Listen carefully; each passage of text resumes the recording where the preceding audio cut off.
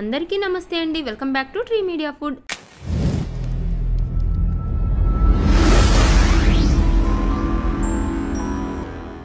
ఎలా ఉన్నారు అందరూ? పుల్లట్లు, పెరుగు దోశలు, మజ్జిగట్లు, ఇలా ఏ పేరుతో పిలిచినా ఈ అట్లయితే భలే ఎమ్మిగా ఉంటాయండి. ఇంట్లో ఎప్పుడైనా పెరుగు మజ్జిగ మిగిలిపోయినప్పుడు వేస్ట్ అవ్వకుండా ఈ అట్టు వేసి చూడండి. సాఫ్ట్గా, కొంచెం పుల్లపుల్లగా ఇలా పల్లీ చట్నీలో నంజుకొని తింటుంటే భలే ఎమ్మిగా ఉంటాయి. చాలా సింపుల్ వేలో పల్లీ చట్నీ కూడా ఎలా చేసుకోవాలో చూపించబోతున్నాను. మరి ఇంకా లేట్ చేయకుండా ప్రాసెస్ ఏంటో స్టార్ట్ చేసేద్దామా? ముందుగా ఒక గిన్నెలోకి 2 కప్పుల బియ్యం తీసుకోండి. రేషన్ బియ్యం అయినా తీసుకోవచ్చు, లేదా మనం డైలీ అన్నం వండుకుంటాం కదా ఆ బియ్యం అయినా తీసుకోవచ్చు.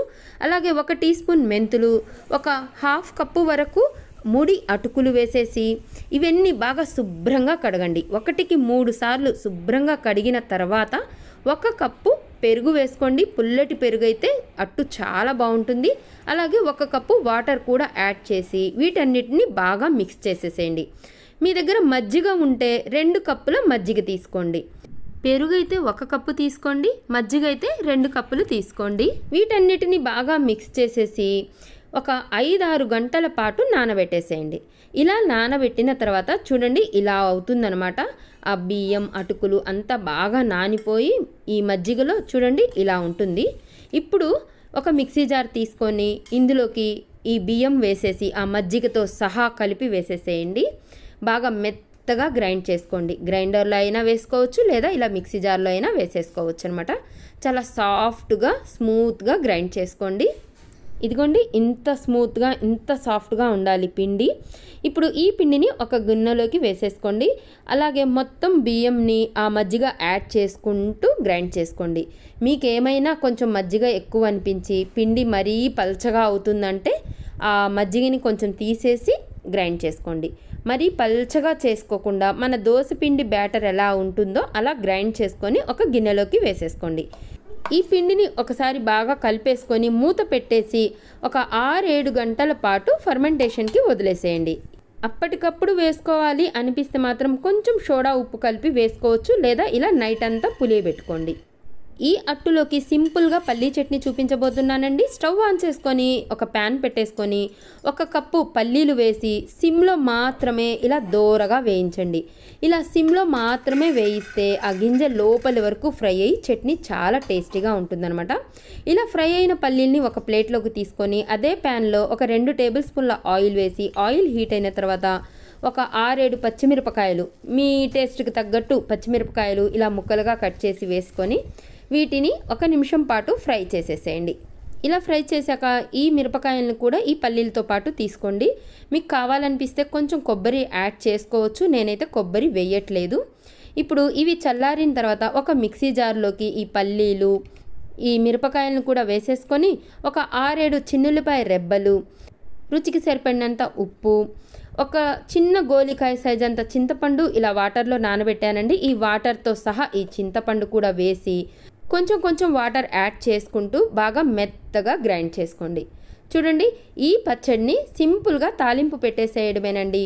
అదే ప్యాన్లో ఆయిల్ ఉంటే ఓకే, లేకపోతే 1 టేబుల్ స్పూన్ ఆయిల్ వేసుకొని ఆయిల్ హీట్ అయిన తర్వాత తిరగమాత గింజలు అంటే ఆవాలు, సాయి మినపప్పు, అలాగే జీలకర్ర, ఒక 2 లేదా 3 ఎండుమిరపకాయలు ఇలా తుంచి వేసేసి ఒక రెబ్బ కరివేపాకు కూడా వేసేసి ఇవన్నీ చిటపడలాడిన తర్వాత మనం మిక్సీ వేసి పెట్టిన ఈ పచ్చడిని ఈ తాలింపులో యాడ్ చేసేసేయండి. స్టవ్ ఆఫ్ చేసేసేయండి. మీకు ఎంత అవసరం అనిపిస్తే అన్ని వాటర్ యాడ్ చేసుకోవచ్చు. అంతే, పల్లీ చట్నీ రెడీ అయిపోయింది. చాలా అంటే చాలా టేస్టీగా ఉంటుంది ఈ చట్నీ. ఇడ్లీ, దోశ దేనిలోకైనా చాలా బాగుంటుందండి. ఇదిగోండి నెక్స్ట్ డే మార్నింగ్ పిండి చూడండి కొంచెం పులిసింది. క్లైమేట్ చల్లగా ఉంది కదా అందుకనే, లేకపోతే ఇంకా బాగా ఫర్మెంటేషన్ అయ్యేది. ఇప్పుడు ఇందులో రుచికి సరిపడినంత ఉప్పు వేసేసి ఇలా మిక్స్ చేసుకొని చూడండి ఈ కన్సిస్టెంట్లో ఉండాలి బ్యాటర్ అనేది. మరీ పల్చగా కాదు, అలా అని మరీ గట్టిగా కాదు. ఇలా కలుపుకున్న తర్వాత స్టవ్ ఆన్ చేసేసుకొని ఇలా పెనం పెట్టేసుకోండి. పెనం పెట్టేసుకొని 1 టేబుల్ స్పూన్ ఆయిల్ వేసేసి టిష్యూ పేపర్తో ఇలా రబ్ చేసేసి ఆ తర్వాత ఈ దోశని వేసేసేయండి.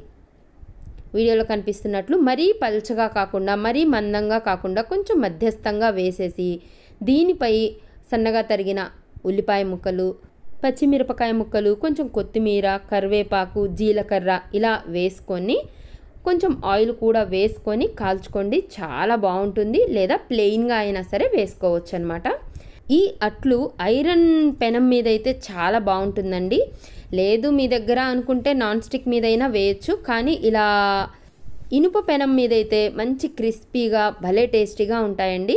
ఇలా రెండు వైపులా కాల్చుకొని ఒక ప్లేట్లోకి తీసుకోండి. అంతే. మళ్ళీ అట్టు పోసేటప్పుడు కొంచెం టిష్యూ పేపర్తో అలా రబ్ చేసి వేసుకుంటూ ఉండండి. చాలా ఈజీగా చాలా బాగా వస్తాయన్నమాట ఈ అట్లు. ఇలా ఎర్రగా కాల్చుకుంటే దోశ టేస్ట్ చాలా బాగుంటుంది. అలాగే రెండో వైపు కూడా కొంచెం ఎర్రగా కాల్చుకోండి. అప్పుడే టేస్ట్ చాలా బాగుంటుందన్నమాట. అంతే, పెరుగు అట్లు, పుల్లటి అట్లు రెడీ అయిపోయాయి. పల్లీ చట్నీలో ఈ అట్టు నంజుకొని తింటుంటే భలే ఉంటుంది. పల్లీ చట్నీ అనే కాదండి, టమాటా చట్నీ, అల్లం చట్నీ దేంట్లోకైనా పర్ఫెక్ట్గా ఉంటాయన్నమాట. మీరు కూడా ట్రై చేస్తారు కదా. ట్రై చేసి ఎలా వచ్చిందో నాకు కింద కామెంట్ బాక్స్లో చెప్పండి. నా వీడియో ఎలా అనిపించిందో కూడా కింద కామెంట్ చేస్తారు కదా. ఇలాంటి మరిన్ని వీడియోస్ కోసం మన ఛానల్ని సబ్స్క్రైబ్ చేయండి. నా వీడియో కనుక నచ్చినట్లయితే లైక్ చేయండి. మీ ఫ్రెండ్స్కి, ఫ్యామిలీ మెంబర్స్ కూడా షేర్ చేయండి. థ్యాంక్ యూ అండి. Thank you so much.